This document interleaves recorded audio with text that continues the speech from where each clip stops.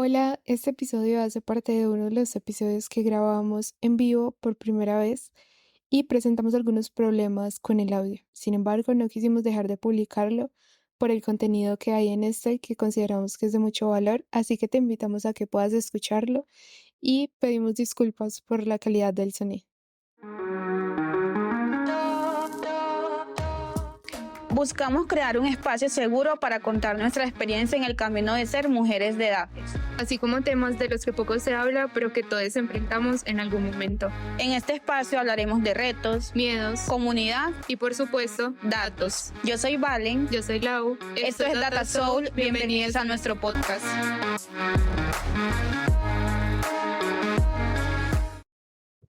Hola a todos, bienvenidos a un nuevo episodio de Data Soul. Hoy tenemos un nuevo invitado, ya esta vez tenemos un hombre. Por primera vez. Por primera vez tenemos a Miguel Terán. Bienvenido, Miguel. Muchas gracias, saludos a todos los que escuchan y siguen este podcast y gracias a ustedes por la invitación. Un gusto tenerte aquí. Bueno, hoy queremos hablar un poco como de tu historia y también de los proyectos en los que has trabajado y como en toda esa parte de la docencia, de dar clases, crear cursos Chévere. y todo este tema también como de creación de contenido que viene muy relacionado con todo lo que estás haciendo ahora también como desde tu canal de YouTube y también como todo el manejo de redes sociales que es importante para construir marca personal. Entonces, queremos iniciar primero como que te cuentes de ti, quién eres, qué te gusta, quién es Miguel, lo que mueve contigo. Claro, sí, hablemos un poco bueno, me voy a presentar y aparte hablamos un poco de la historia de cómo llegué a este tema de la tecnología. Bueno, mi nombre es Miguel Teherán, vengo de un pueblo que se llama El Carmen de Bolívar, un pueblo en el departamento de Bolívar en Colombia. Digamos que la ciudad más cercana, grande, sería Cartagena, una ciudad cerca al mar, turística. Estudié allá, me vine para Medellín, la ciudad de Medellín, la segunda ciudad más importante en Colombia y en ese momento, digamos, la que más tenía enfoque al área de tecnología, que era lo que yo quería estudiar. Y en ese momento estudié ingeniería de telecomunicaciones. ¿Dónde Diga, estudias? estudié en la Universidad Santo Tomás, que tiene sede en Medellín y sede en Bogotá, que Bogotá pues es la capital de Colombia. Y resulta que incluso aquí en Medellín no tuvo tanta acogida esa carrera y ya no existe. ¿Existe? Esa carrera ya no existe. Digamos que el enfoque de la carrera siempre fue el tema de redes móviles, de telefonía celular. Se hacían unas cosas, por ejemplo, bueno, los que ejercen esa carrera, compañeros que la ejercen, hacen algo que se llama drive test, que es como que salen caminando o en auto midiendo la señal y cómo funcionan las redes de acuerdo a eso. Entonces, eso es lo que garantiza que nosotros vamos en el metro, en un bus y la señal del celular siempre está funcionando. Es algo que pues ya se está automatizando obviamente y los grandes cambios que se están haciendo en las redes es software, no hardware. Y eso es lo que más afectó el trabajo en esa área de telecomunicaciones. Entonces, al final, lo que más se necesitan son programadores también en esa área, porque todas las redes son las mismas, las antenas son iguales, pero toda la tecnología en cuanto a software es lo que cambia. Entonces, digamos que eso fue lo que estudié. Pero al final, yo cuando vi programación en la universidad me enamoré de esta industria y del área como tal. Todo el potencial que tenía el poder crear algo desde cero sin necesidad de gastar mucho, porque siempre quise construir cosas, porque de hecho ingeniería civil era la otra opción que yo tenía. Pero yo decía, no, ingeniería civil es negociar con el gobierno o trabajar en empresas que trabajan para el gobierno, hacer grandes construcciones y era algo en lo que no me quería meter e involucrar mucho. Y por eso, cuando yo vi software, dije, puedo hacer lo mismo, puedo hacer grandes plataformas, grandes productos, grandes cosas que incluso ayuden a la gente sin tener esa inversión tan grande que normalmente se necesita para construir algo. Entonces, eso fue lo que me enamoró. Qué bueno, qué bueno. No sé por qué pasa que uno siempre que viene de pueblos le huye como a todo lo que sea del gobierno. Uno siempre quiere como, ya yo viví toda mi vida dependiendo del gobierno, no me fue bien, entonces ahora ¿cómo hago yo para salir como adelante siempre? Pues siempre he sentido como ese sentimiento y ahora como volver a lo social ha sido como todo un reto, realmente. Sí, yo creo que esa parte estaba más relacionada, como a uno desde el pueblo ve más cómo se manejan todas estas estructuras y cómo el gobierno a nivel más local funciona.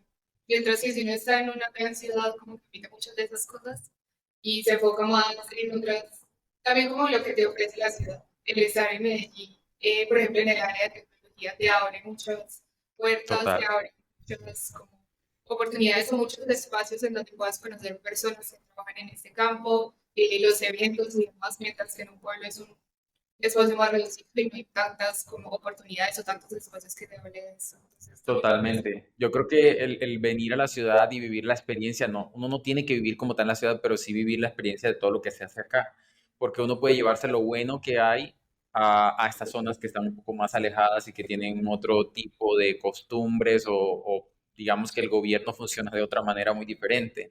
Precisamente lo que a mí más me motivó para meterme en esto de la programación y seguir la carrera por ahí fueron las comunidades de tecnología, cosa que obviamente no existe en los pueblos y me parecía increíble cómo un grupo de personas podían conseguir patrocinio de grandes empresas y hacer un evento totalmente gratuito y abierto para difundir información y conocimiento. O sea, era algo que con lo que yo siempre soñé y yo pienso que siempre se ha podido hacer, pero no ha habido la voluntad realmente de las personas para mí. Y es algo que quiero hacer, de hecho. O sea, quiero ir a mi pueblo, nunca se ha hecho un evento de tecnología, quiero llevarlo, quiero llevar personas muy tesas de acá que incluso si es posible, también sean de la región, para que se den cuenta de cuántas personas han salido adelante y han hecho cosas interesantes y que sirvan de inspiración para ellos. Entonces pienso que todo eso se puede, pero falta mucha educación y falta mucho aprecio a lo nuestro, más allá de la cultura y de la música y la comida. Yo creo que nos falta es darnos cuenta que, hey, hay que meterle, hay que trabajar y a veces hay que entregar tiempo y esfuerzo totalmente gratis para ayudar a los otros y trabajar en comunidad. Sí, como colocar esa semilla. Y pues obviamente sí nos toca un trabajo más grande, porque aquí pues, y me lo decía alguien, estuve en en el Chocó en diciembre y estuve la oportunidad de hablar con la persona que creó la Escuela de Robótica del Chocó y él me decía es que en Medellín la tienen muy fácil, porque allá están todos, ustedes todo el mundo lo apoya, está Ruta N, allá le regalan los espacios, aquí que nos prestaron este espacio para poder grabar el podcast, pero realmente como en esas zonas, ir al Chocó, ir a La Guajira, hablar, que por favor, ahí es donde realmente, y no solamente, sino como atraer la audiencia, porque obviamente allá las personas crecieron, digamos, con esa historia y que yo también estuve ahí, que uno cree que no puede hacer más nada de lo que me están diciendo los papás que tengo que hacer. Correcto. O que la familia ha hecho tradicionalmente por Sí, muchos años. Sí, ese fue uno de los impedimentos que yo tengo que agradecerle mucho a mi madre porque mi mamá ha sido el apoyo psicológico más grande que yo he tenido en mi vida. Digamos que económicamente me ayudó un montón, claro, era mi mamá, pero más allá de eso, yo creo que lo psicológico ha sido fundamental para mí. Que ella siempre me decía, es que tú puedes ser lo que quieras hacer, es que tú eres inteligente, es que tú logras las cosas, así sea que yo no fuera el mejor alumno, me motivó a seguir adelante. Cuando uno llega a la ciudad, uno se da cuenta que los vacíos que tiene son impresionantes. O sea, no hay forma de competir con un compañero que, bueno, yo llegué a los 16 años y habían compañeros que tenían 16, 17, sabían dos idiomas, sabían hablar inglés, francés perfectamente, ya sabían programar, sabían tocar varios instrumentos, batería, saxofón, no sé, un montón de cosas, hacían parte de unos clubes y vainas que yo no tenía ni idea que eso existía. Y yo decía, pero ¿cómo yo desde un pueblo donde solo iba a estudiar en la mañana y el resto pues me quedaba en mi casa ayudando a mi mamá en el negocio, criando gallinas, que eso es lo que yo hacía en mi pueblo? O sea, ¿cómo puedo competir con esta persona? Entonces uno le toca forzarse el doble, pero no quiere decir que no se pueda, ¿verdad? Explotar los talentos que uno tiene, si tiene buena memoria, si te gusta leer, si me entiendes, si te gusta compartir conocimiento, si eres bueno aprendiendo en grupo, lo que sea, o sea, conócete, aprende lo que más te funciona y explótalo al máximo, porque esa es la única manera digamos, hacer esa competencia entre comillas, porque realmente no nos tiene por qué competir con nadie, pero si uno lo mira en perspectiva, sí tenemos una desventaja al momento de conseguir un empleo o iniciar un proyecto, porque no tenemos ese nivel de educación. bueno, y yo tengo curiosidad de saber cómo llegaste al mundo de Microsoft. ¿Cómo es que te convertiste ahora en un MVP? Cuéntanos qué es eso de MVP. La verdad, yo lo conocí el año pasado cuando Rina me contó, yo no tenía ni idea y yo llevaba como 2 años trabajando con Azure, entonces eso la verdad sí me impresionó un montón. Claro que sí.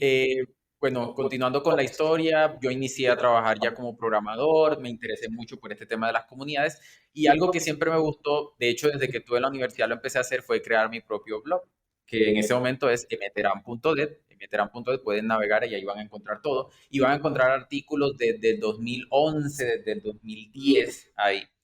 En ese momento los blogs era algo espectacular porque no existían cosas, por ejemplo, como estas páginas donde uno consulta preguntas, no existía, por ejemplo, en el caso de la programación, hay una página que se llama Stack Overflow, donde la gente consulta, hey, tengo este problema, ¿cómo lo soluciono? Alguien responde y generalmente el que busque ese mismo problema, pues le va a aparecer esa página. Anteriormente no era así, sino que en los blogs nosotros colocábamos y, digamos, describíamos lo que podía pasar y pues poníamos una solución ahí. Entonces el tráfico era impresionante. Yo llegué a tener 15.000 visitas diarias al blog. Incluso ahora mismo el blog tiene ya como 2 millones de visitas en total desde que yo lo creé y 1 millón de visitas fueron como los 3 primeros años. Y luego, claro, cuando se crean todas estas páginas para consultar, ahorita con la inteligencia artificial, más todavía ha bajado el tráfico, porque la gente va a estas herramientas a consultar antes que en internet te toca leer todo, analizar, ver lo que tú necesites y ahí sacas tu información. Entonces, digamos que el blog ha bajado mucho en tráfico, pero pues ahí está. Entonces, ese contenido que yo empecé a crear tenía que ver mucho con tecnología Microsoft porque era lo que yo usaba en mi trabajo. ASP.NET, Visual Basic, lenguaje de programación creado por Microsoft, C Sharp, lenguaje de programación creado por Microsoft hace más de 20 años también. Y todo eso que yo creaba en el blog y demás me ayudaba mucho a darme a conocer como, entre comillas, un especialista, aunque uno realmente nunca lo es, pero pues como un especialista en esas tecnologías. Entonces, el premio Microsoft MVP es un premio o un reconocimiento más bien, es un reconocimiento a la labor que hacen las personas que crean contenido basado en tecnología. Microsoft, cualquier tipo de contenido sirve, solución de errores, una guía para construir algo. Ahorita el tema open source está también apoyándose mucho, entonces si tú tienes una librería o un proyecto base que creaste, lo subiste a GitHub, GitHub es esta plataforma para subir código de manera abierta y gratuita. Ahí es, digamos que es uno de los centros open source más grandes que hay. Entonces subes tu código y eso te sirve como aporte para poder aplicar al reconocimiento. Claro, no basta con tener 5 aportes, o 6, o 8, hay que tener un montón. Entonces, creo que ese es el reto más grande, la constancia, que más o menos son 6 meses mientras dura la nominación, los aportes que tienes y la continuidad. Y ahí es donde toman la decisión si te dan o no el reconocimiento. ¿Y cómo te sentiste cuando te dieron el reconocimiento? No, fue brutal porque, pues, si soy honesto, fueron 3 intentos para obtener ese reconocimiento. La primera vez yo me desconecté totalmente digamos, de las redes, del hacer contenido y demás. Entonces, claro, me rechazaron inmediatamente por mi inactividad. Como les decía, inmediatamente que eres nominado tienes que estar todo el tiempo subiendo aportes y cosas así, lo que estás haciendo, digamos.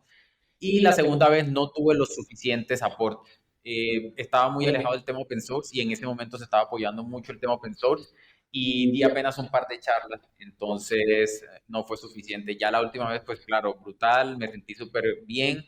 Siento que obviamente soy el primero de la región de donde yo nací que tiene un reconocimiento así y eso me enorgullece mucho y bueno, como dice un amigo, la gente no entiende, lastimosamente la gente de mi región no entiende eso y no entiende lo que, pues ese reconocimiento, lo que significa, pero bueno, quiero como utilizar esas herramientas y ese reconocimiento como comenté anteriormente para crear de pronto un evento futuro o espacios para motivar a otras personas. Entonces ese está entre los objetivos también.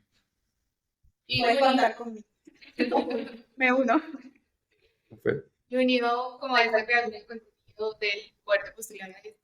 ¿Cómo empezaste o cómo llegaste a crear contenido en redes sociales? ¿Cómo compartir parte de tu conocimiento y también a crear tu propio canal de YouTube? Claro que sí, sí, siempre, digamos, he creado un contenido en general, a veces, digamos, tengo cierta más, o sea, tengo más motivación que en otros momentos, ¿verdad? O sea, hay momentos en los que estoy muy motivado y quiero hacer un montón de cosas y hay otros momentos en los que uno decae. Realmente el tema de creación de contenido es algo de constancia, no es algo de, o sea, tú puedes crear un super video con la mayor calidad, demorarte una semana puliendo ese video, lo subes y puede tener 100 views y eso te desanima un montón. Entonces al final uno se da cuenta que ahora mismo, como se manejan las redes, realmente vale un poco más la constancia y la creación continua que la calidad de lo que nosotros estamos haciendo. Hay videos que no van a tener muchos views, hay videos que la gente va a ver de paso, hay otros que sí van a tener ese engagement y van a tener un montón de personas que lo van a ver. Entonces, mi consejo sería ese tema, que sean muy constantes con lo que hacen y que tengan un plan y, digamos, por ejemplo, en mi blog en particular, yo tengo ahora mismo 10 blogs ya creados ahí que no se han publicado y eso me permite a mí relajarme y decir, hombre, yo sé que en el blog voy a estar publicando esta información, compartiendo esto con las personas y no tengo que estar presionado por construir ese contenido. Entonces también otra recomendación sería siempre adelántense en el tiempo, mantengan contenido ahí y no dejen de subir el contenido ya como lo quieran subir, semanal, diario, quincenal, dependiendo del tipo de contenido que hagan. Siempre para mí el contenido es porque realmente me gusta compartir conocimiento, me gusta hacer cosas así, porque yo aprendí fue así también consumiendo el contenido de otros creadores en ese momento, yendo a charlas gratuitas, a meetups, reuniones entre amigos gratis, donde ellos sin cobrar un peso compartían un tema o hablaban de alguna tecnología nueva, y así fue que yo aprendí. Entonces, ¿por qué yo no lo voy a hacer? Y siento que he pulido un poco ese tema de cómo conversar, de cómo hablar, de cómo generar contenido. Entonces, esa es otra cosa, que al principio puede que no quede tan chévere el contenido o que no tengamos las habilidades, pero eso se desarrolla, no es algo con lo que uno, yo diría que no es algo con lo que uno nace, sino que se va desarrollando. Y es muy importante, sobre todo porque a veces sentimos como que no, es que ya todo el mundo creó el contenido, ya todo eso está ahí, ya hay un Miguel que lo está haciendo, ya hay una Laura que lo está haciendo, pero yo lo que invito es como que aún así hagámoslo, o sea, ya hay 1000 podcasts, bueno, que haya 1001 con el que yo voy a hacer, pero hagámoslo porque realmente las personas conectamos con personas. O sea, puede que, no sé, a Pepito no le gustó el podcast de Camila, pero sí le gustó como le dijo Valentín, Valentín dijo lo mismo que Pepito en su podcast. Entonces, como que conectamos y hablamos como de maneras diferentes. Y al final, esto es un trabajo y es algo que nos satisface. Eso es como nuestra vida, o sea, lo podemos hacer, lo podemos hacer. Sí, lo podemos hacer. Entonces, las personas que tienen Totalmente. interés en hacer contenido y a mí te tengo con muchas dudas y todo eso, más bien como que dedíquense a que no sea perfecto desde el principio, por cierto, que no sea perfecto, sino también como a disfrutarlo, como, ay, sí, sí, este lugar lo grabé y lo compartí y dije todo lo que quería decir, dije todos mis pensamientos, porque eso a la final es una satisfacción para ti y va a ayudar también. De hecho, un ejercicio que invito a todos los que nos están escuchando que hagan es que entren al canal de un youtuber que lleve tiempo, no una persona que esté creando contenido de 2 años hacia acá, sino una persona que ya lleve rato, que ustedes admiren, que les guste su contenido, sea el que sea, y devuélvanse en el tiempo, hacia atrás, y miren los primeros videos que esa persona subía, con la calidad que lo hacía, cómo los hacía, la duración, las técnicas que utilizaba, hasta los equipos que usaba para grabar esos primeros videos o ese primer contenido y se van a dar cuenta de la diferencia y la evolución que esa persona tuvo. Y es algo muy bonito verlo y darse cuenta de que así como esa persona tuvo esa evolución, pues nosotros también lo podemos hacer desde la idea que tengamos. Y quería preguntarte también como, sí, creo que nosotros nos ha pasado con el podcast, como de empezar a hacer algo adicional a tu trabajo y ya como con la creación de contenido, en nuestro caso empezar a editar cada episodio, programarlo, subir, hacer como las piezas gráficas, reels, como toda la publicidad. ¿Cómo ha sido el poder distribuir el tiempo para la creación de contenido, la creación de cursos y demás cosas con tu trabajo? Porque siento que a veces es muy difícil y también llega como a la frustración o al decir, tengo que dejar esto a un lado porque no me está dando tiempo, me está consumiendo totalmente. Y uno también debe tener como ese equilibrio entre el trabajo y lo que está haciendo como de actividades adicionales y también descansar o hacer otras cosas que no necesariamente estén relacionadas como con algo técnico o algo creativo. Totalmente, sí, es algo muy difícil, muy complejo y sobre todo, yo creo que lo que más afecta es el tema de la frustración.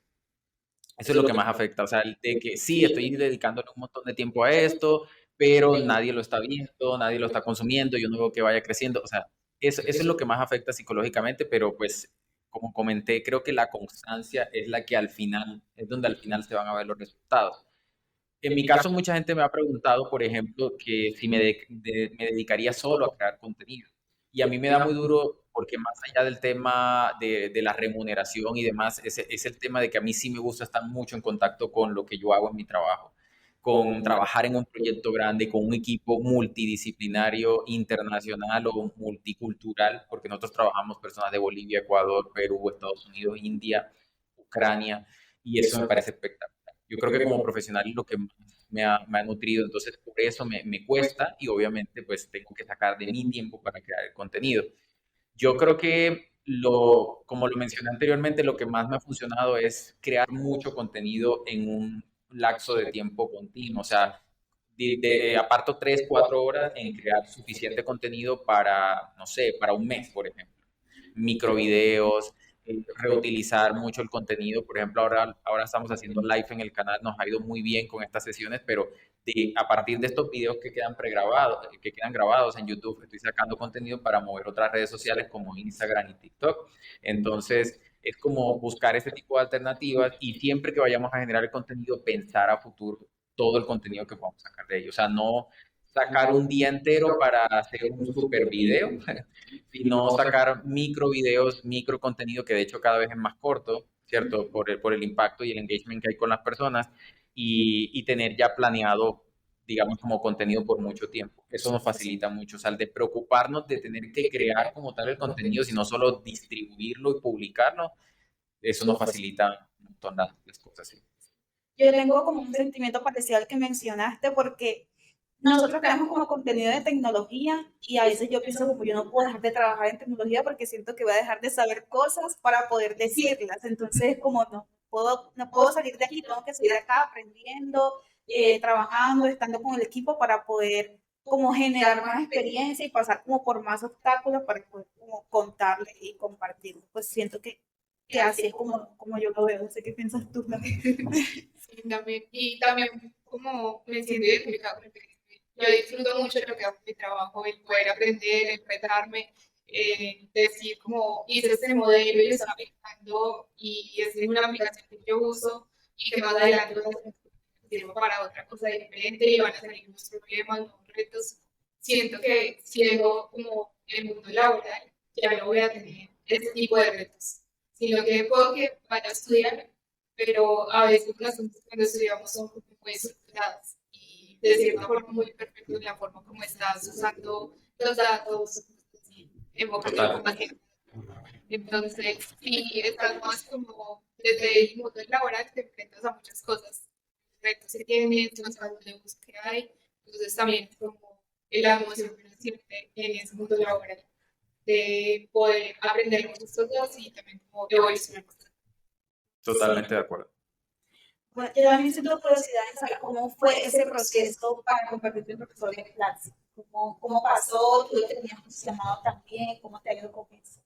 Sí, mi camino por el tema de la enseñanza ya digamos más formal y no compartir, porque es diferente, ¿no? El contenido es, bueno, vamos a crear un pequeño video tutorial para hacer algo puntual, un tutorial que de 10 minutos, 6 minutos, hasta ahí.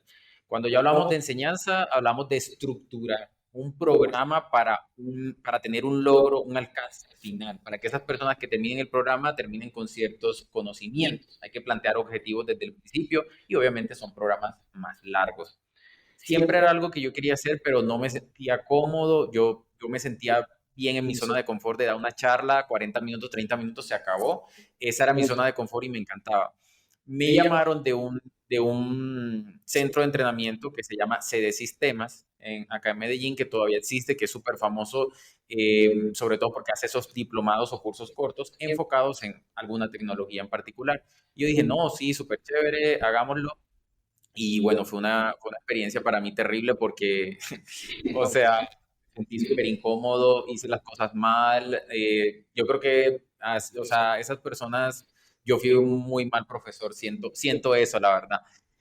Algunas cosas fallaron, algunos demos no encajaban, no daban. Yo siento que no me preparé lo suficiente y no tenía la forma también correcta de explicar las cosas. Entonces, volvemos a lo mismo, es un proceso, sino que tampoco aguanta que ciertas personas salgan perjudicadas, digamos, entre comillas, por eso, pero es algo que va a pasar.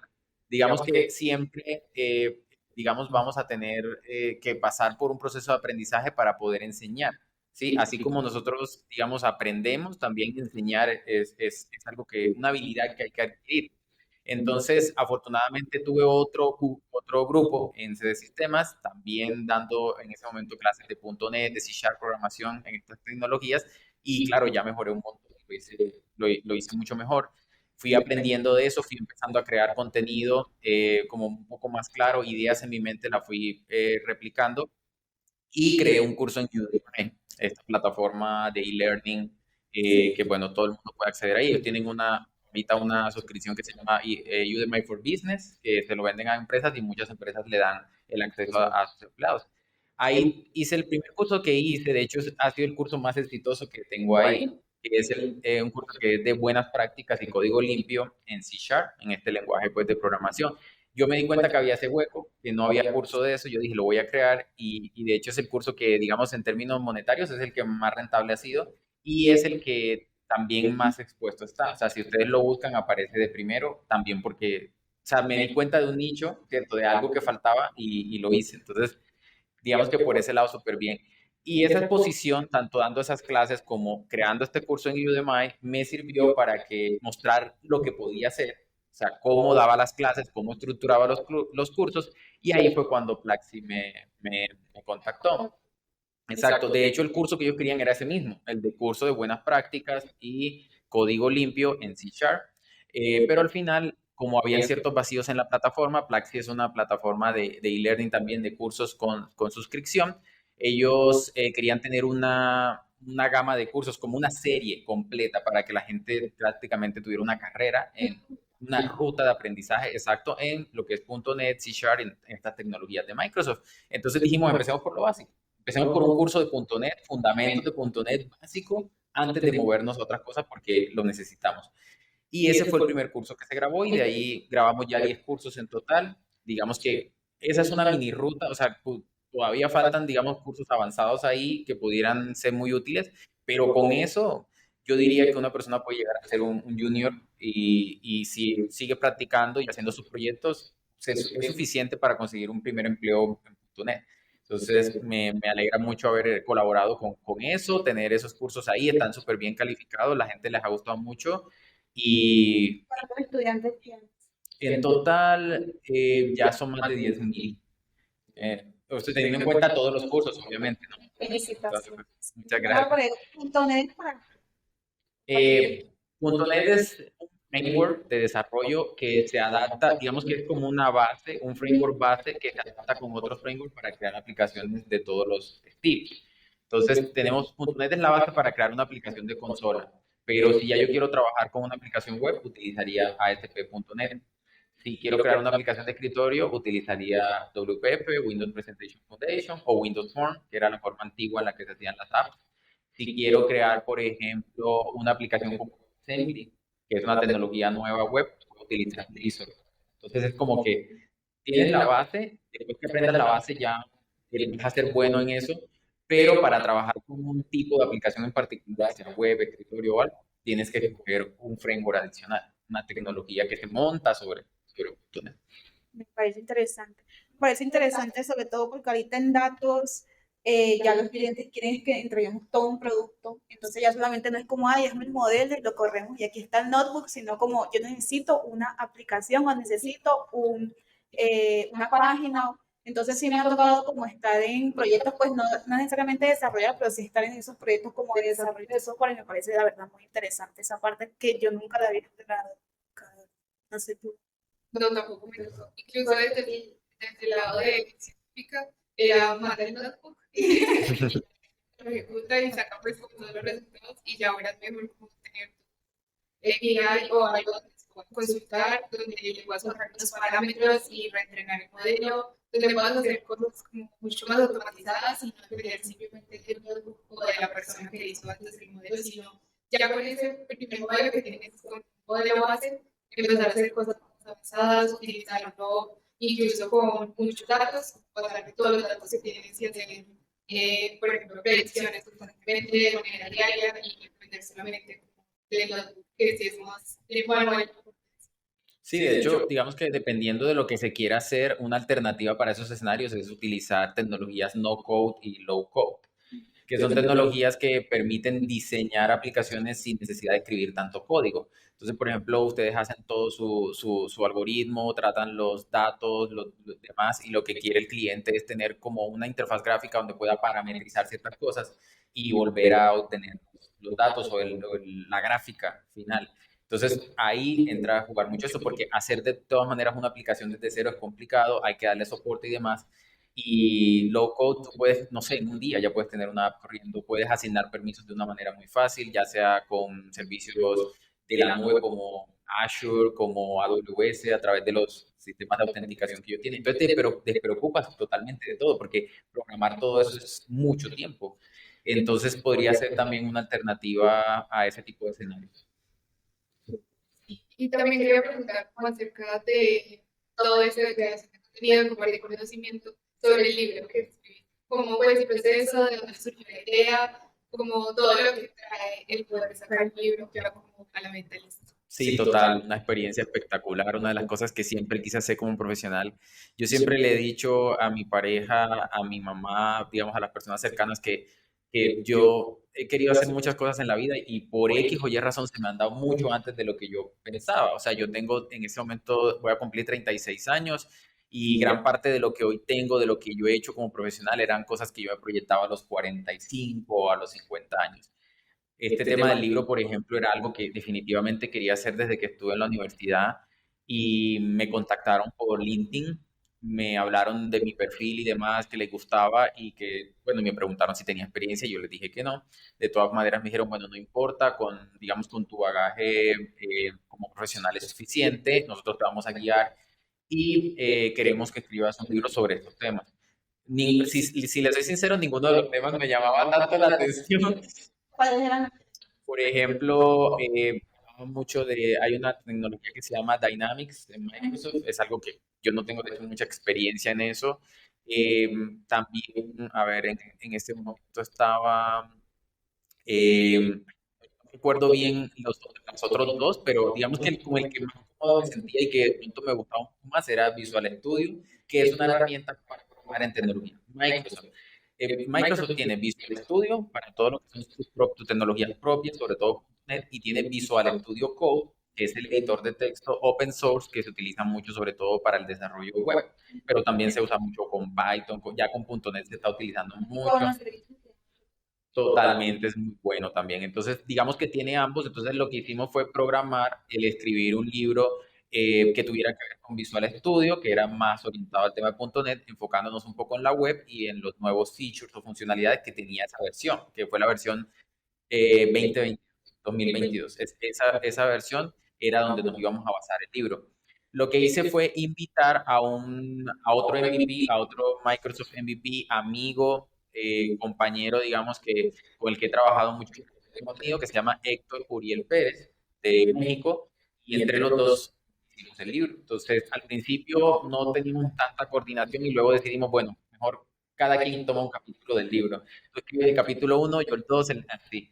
Entonces nos intercambiábamos y una tarea obviamente muy dura por nuestra inexperiencia escribiendo, esta falta de experticia, conocimiento de cómo estructurar un libro y es totalmente diferente a escribir un artículo. O sea, totalmente, nosotros sí teníamos experiencia escribiendo mucho, pero no un libro. Entonces, por ejemplo, hay cosas como, hay un concepto que se llama science posting, que es cuando tú conectas un capítulo con otro.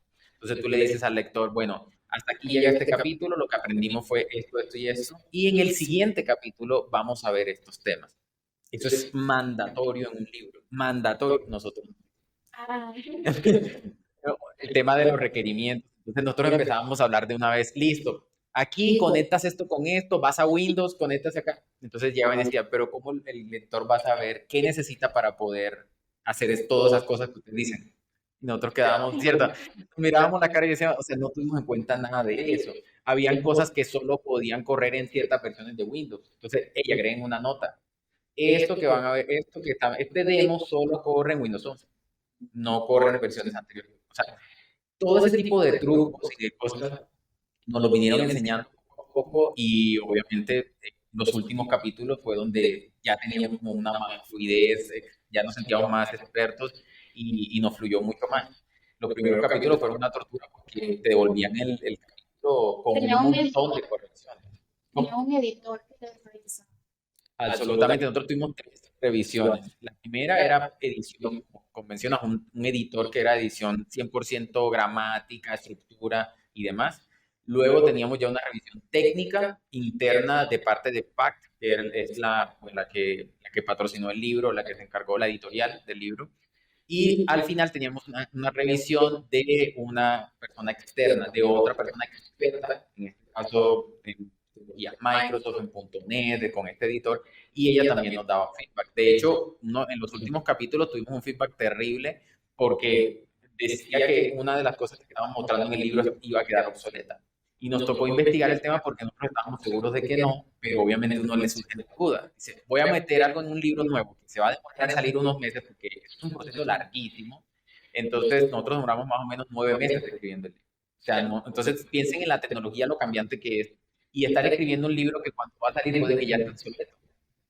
¿Sí? Entonces es como que tuvimos que investigarlo y al final, afortunadamente, no tuvimos que cambiar esa parte del libro porque efectivamente Microsoft sí garantizó, digamos, soporte a futuro para eso y digamos, si estábamos, lo que estábamos diciendo sí tenía todo el sentido del mundo.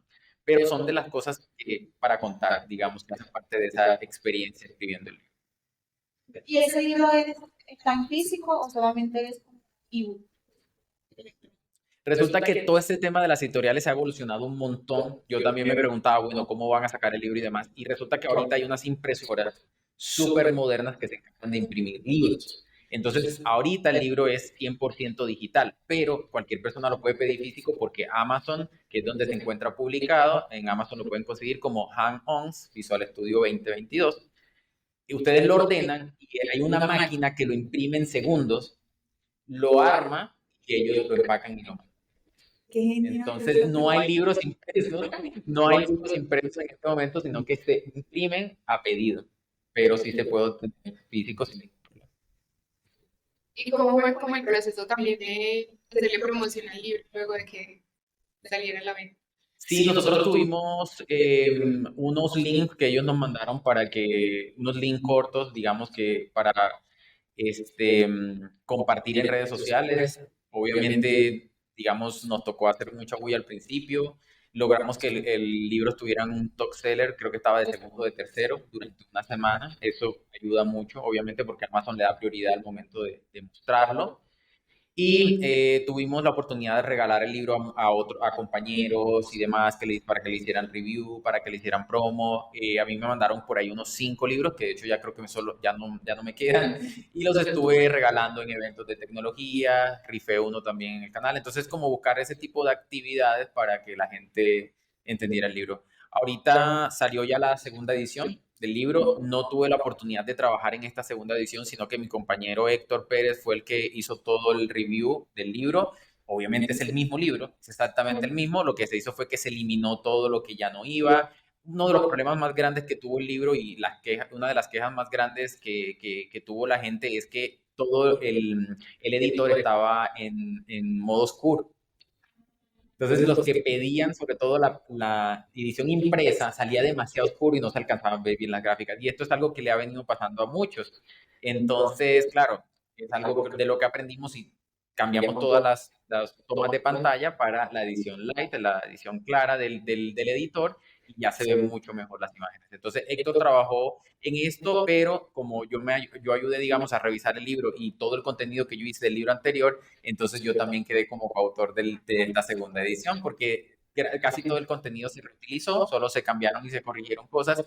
Y bueno, la estoy promocionando también, porque igual ahí estoy como coautor y realmente hizo un gran trabajo Héctor. Ahí le mando saludos y le recomiendo que lo sigan. Él tiene una comunidad que se llama El Camino de, donde publica contenido en general también muy interesante. Y si te quedó gustando la experiencia, o sea, te gustaría escribir más libros para adelante.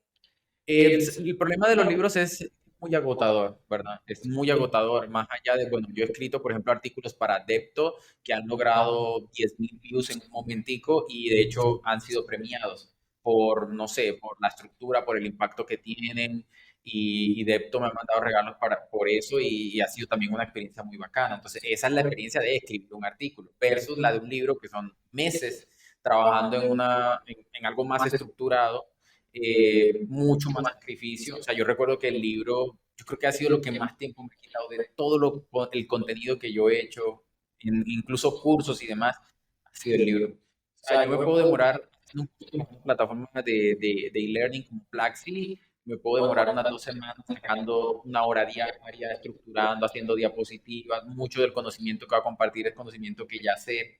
Luego hago los demos. En el caso del libro no es así. O sea, en el caso del libro es leer y releer muchas veces, tomar los pantallazos, estructurar. Antes de empezar a escribir ya tengo que tener muchas ideas de qué es lo que voy a hacer, porque el libro se estructura muy fácil. O sea, yo no puedo decir, bueno, esta sección la voy a mover hacia acá. No puedo hacer eso. O sea, no es tan fácil hacerlo así. En cambio, con los slides del curso sí lo puedo hacer, ¿cierto? No con la estructura del curso como tal, pero sí con los slides. Entonces, por todo eso, la verdad que sí me gustaría escribir el libro, no me importa el trabajo, pero sí quiero que sea algo que a mí me apasione.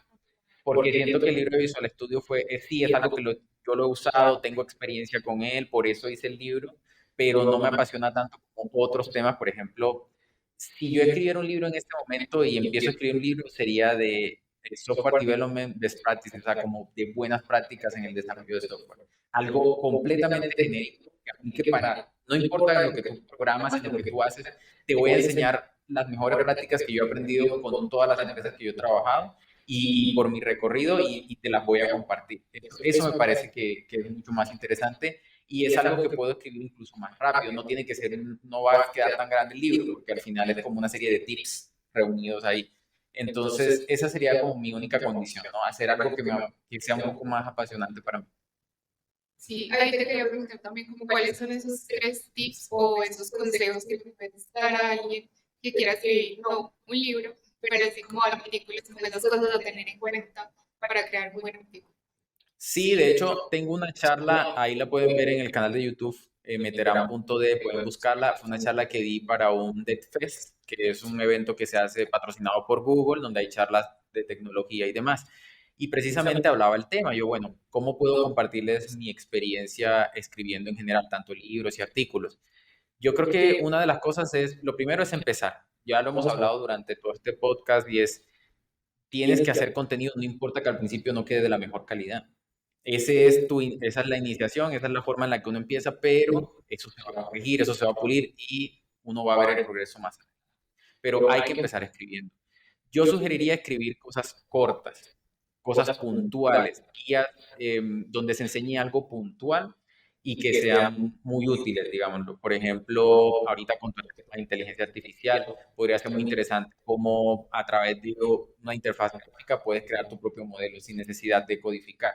Eso se está utilizando muchísimo. Hay servicios de la nube que lo ofrecen y demás. Entonces, muestro los pantallazos, muestro los pasos, listo. Ahí está el artículo. Cuando nosotros escribimos un artículo de ese estilo, no tenemos que preocuparnos por una presentación, por hacer una introducción larga, por hacer una conclusión, incluso como nos han enseñado mucho en el colegio, que introducción, que no sé qué, eso no es necesario. O sea, eso no es necesario y de hecho eso utiliza muchos en el método científico. Entonces, cuando uno está exponiendo algo científico, un descubrimiento y demás, eso sí se hace, pero en un artículo no. Entonces, creo que también falta eso, ¿no? Que nos enseñen mucho a crear contenido desde ese lado. Entonces, creo que ese sería uno de los primeros tips. Ya cuando hablamos ya de escribir algo más estructurado, yo les sugeriría que lo hicieran cuando ya tuvieran una experiencia, un bagaje en este tema. Por ejemplo, escribir un libro, yo no me lanzaría de una vez a hacerlo, más por la experiencia traumática que tuve con este libro, sabiendo lo difícil que es. Yo creo que un libro es algo que uno se debe tomar con seriedad y hacerlo bien, ¿cierto? Hacerlo bien. Yo creo que yo siento que el libro quedó muy bien gracias a la experiencia que tiene la editorial que nos ayudó a construir el libro, no porque nosotros fuéramos expertos en eso. Entonces, ese sería otro consejo que les daría, ya vayan evolucionando poco a poco hasta que lleguen a ese punto. Traten de tener ideas innovadoras, o sea, cambiar, miren lo que hay. Yo, por ejemplo, uno de los artículos que más views tiene de lo que yo he hecho es un artículo donde hablo de la evolución que ha tenido C# en el tiempo. Eso no es algo común. O sea, lo común y los artículos que más se repiten es introducción a tal tecnología, ¿cierto? Como tres tips que debes saber para a escribir código limpio en JavaScript. O sea, eso es lo que más se repite y se repite.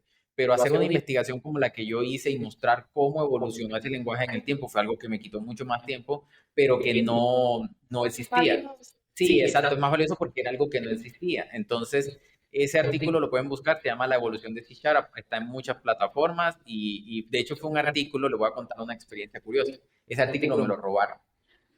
Ese artículo me lo robaron, a mí me han robado muchos artículos, siempre, pero este ha sido el que más me dolió, porque les invertí mucho tiempo haciéndolo y era descarado. O sea, si ustedes buscaban evolución de C Sharp en Google, todos los artículos eran míos que aparecía y él era exactamente igual. La persona que lo subió a Medium. Y resulta que Medium en Europa y en Estados Unidos paga el contenido. O sea, que esa persona alcanzó a monetizar con un artículo que no era de ella, era mujer esta persona, y me dolió un montón. Ya ese artículo no sé cuántas views alcanzó a tener, pero en Medium hay aplausos para darle como like al artículo y alcanzó a tener como unos 750. Bueno, o sea, el artículo estaba súper popular. Y obviamente yo inmediatamente lo reporté, incluso por interno le hablé a esta persona y le dije, ¿por qué haces eso? ¿Por qué robaste mi artículo y lo publicaste así? Obviamente me pidió disculpas, me dijo que... Y me di cuenta que tenía otros robados, obviamente los autores no se habían dado cuenta, pero esta persona lo que estaba haciendo era tomar artículos bien populares en internet y publicarlos en el Medium para monetizar. Me imagino que su objetivo era la monetización.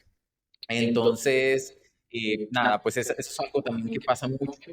Creo que a mí mi objetivo no es monetizar, yo no moneticé nunca con ese artículo, pero sí me parece importante el reconocimiento al trabajo que uno hace, no hacer ese tipo de cosas. Lo mínimo que uno tiene que hacer, que si me baso en mi artículo de otro, que puedo hacerlo también, es reconocer las referencias de dónde está. Y es algo que yo siempre he hecho. Entonces, bueno, hablando de consejos, ese sería otro consejo. Si vamos a tomar como base otros artículos, documentos, videos, pongamos la referencia, respetemos el trabajo de los demás autores y creo que así las personas también, o sea, se construye como algo muy sano dentro del Internet y dentro de esta creación de contenido. Sí. Y por ahí, Fernando, quería preguntarte por Apicolomia. ¿Cómo nació la idea y cómo ha ido la evolución? Súper, claro que sí. API Colombia, bueno, pueden ingresar ya mismo a api-colombia.com. Esa es la página oficial de este proyecto. El proyecto nació de unas vacaciones que yo tuve con mi pareja, Rina Plata. Estuve en casa, estaba descansando y dije, el próximo año el objetivo es hacer algo open source útil para las personas. ¿Qué hacemos? Entonces, cuando ya llegué de estas vacaciones, empiezo a investigar y la idea que más tenía era el tema de la API. Siempre tuve el tema de la API, pero no sabía sobre qué. Se me ocurrió el tema de Colombia porque pienso que Colombia es un país maravilloso y a nosotros no nos enseñan mucho sobre nuestra cultura y sobre la información, digamos, sobre la apropiación que deberíamos tener sobre nuestra cultura y nuestras raíces. Y es una crítica que yo siempre he hecho. O sea, si tú me preguntas ahora, puede que yo sepa más de Lincoln y de otros presidentes de Estados Unidos que de los líderes indígenas que hubo aquí. No sé cuáles son. ¿Por qué? Porque no me los enseñaron, porque no hay esta tradición de respeto y de, digamos, elogio hacia nuestros próceres, tanto los que participaron en la independencia y la creación de Colombia como los indígenas o nativos. Entonces es algo que yo decía, yo quiero hacer algo que nos haga sentir orgullosos, entonces vámonos por este tema de Colombia. Claro, yo tuve que hacer una investigación y me di cuenta que ya existía información sobre Colombia y una API de datos de Colombia. Se llama datos.gov.co. De hecho, Colombia es de los pocos países latinoamericanos que tiene una base de datos abierta para todas las personas y los ciudadanos. Pueden ingresar en este momento a datos.gov.co y ahí pueden encontrar un montón de información que suben todas las alcaldías y las gobernaciones de manera abierta y gratuita. Hay estudios digamos, como de medio ambiente, listados de colegios públicos, de las regiones, todo eso está ahí. ¿Cuál es el problema que tiene este banco de datos? Que es desordenado. Hay mucho dato sucio. O sea, por ejemplo, hay muchos datos que están en Excel. Descargas el Excel y te das cuenta que hay filas vacías completamente. Hay Excel que tú descargas y el departamento de Chocó, un departamento de Colombia o Bogotá, por ejemplo, aparece con tilde, aparece sin tilde, aparece en mayúscula, aparece en minúscula. Eso dificulta el poder buscar datos ahí y poder referenciarlos.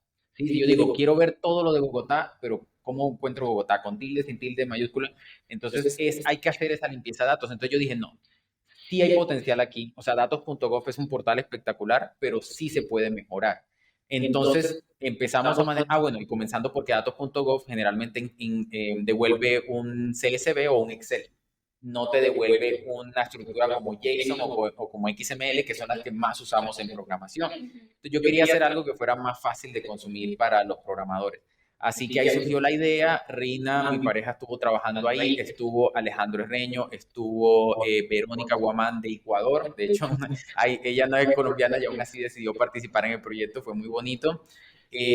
Ahí está, a ver, me estoy acordando bueno, estuvo Lili Valencia también, que hace parte de las comunidades de Google. También me ayudó a limpiar algunos datos y estuvo ahí en el proyecto. La verdad que sí, mucha gente participó y hizo un montón de cosas y les tengo que agradecer por todo lo que se hizo. Y bueno, yo he continuado con el proyecto porque sé que las personas se ocupan y demás. Y hoy el proyecto tiene información, digamos que es una API completamente abierta, gratuita, que provee información de Colombia. Ese es el objetivo. ¿Y cómo lo hace? A través del patrón REST. Nosotros devolvemos información en formato JSON y se utilizan los verbos HTTP para acceder a esa información, porque eso es lo común en programación. Entonces, es la API que sigue los estándares normales. Ahorita, ¿qué información tenemos? Ya tenemos aeropuertos, tenemos las especies invasoras de Colombia, tenemos las comunidades indígenas, los resguardos, tenemos los departamentos, las regiones, la lista de presidentes, los sitios turísticos más importantes con imagen. Y bueno, realmente hemos llegado a 500.000 peticiones en la API al mes.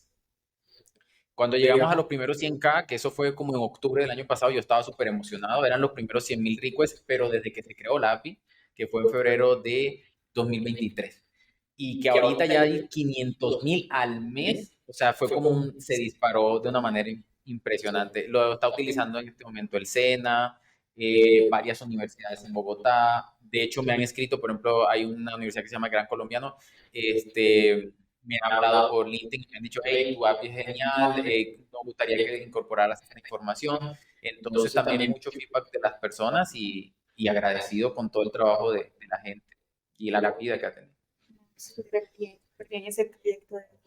No sabía que también se podían extraer imágenes. Sí, de hecho, mapas, se me había olvidado mencionar mapas. Nosotros los mapas los sacamos de Agustín Codazzi, que es como la organización oficial que maneja todo este tema de cartografía y de mapas en Colombia. Hemos extraído los mapas y los hemos pasado de PDF a una imagen de alta resolución. Y sí, API Colombia también tiene imágenes que les puede servir para lo que deseen hacer con esa información. Es abierta, así que lo que ustedes deseen hacer con ella, ahí está. Sí. Súper, no, felicitaciones por todo el contenido que has creado y también por seguir creando, compartiendo conocimiento para que muchas más personas puedan tener acceso a esto de manera gratuita y que puedan aprender más como de este mundo de la tecnología. No, gracias. Muchas gracias a ustedes y a los que estén escuchando, que han apoyado mi contenido, que me han dado feedback, que han apoyado a Picolombia. Agradecerles porque esa es la razón de ser de todos. No, muchas gracias, Miguel, de verdad, por venir acá a DataSoul, por permitirnos conocerte, porque las personas que nos están escuchando te están conociendo y todo el bagaje que has tenido. ¿No? Y les deseamos, de verdad, muchos éxitos. Muchas gracias a ustedes. Invitar a los que nos escuchan a que se inscriban a DataSoul, a que lo coloquen ahí en favorito y estén pendientes de todo el contenido interesante que están haciendo acá. Recuerden que nos pueden encontrar en redes como @DataSoul Podcast y que estamos disponibles en Spotify, Google, Amazon y Apple. Sí. Y no se pierdan el próximo miércoles de DataSoul. Chao.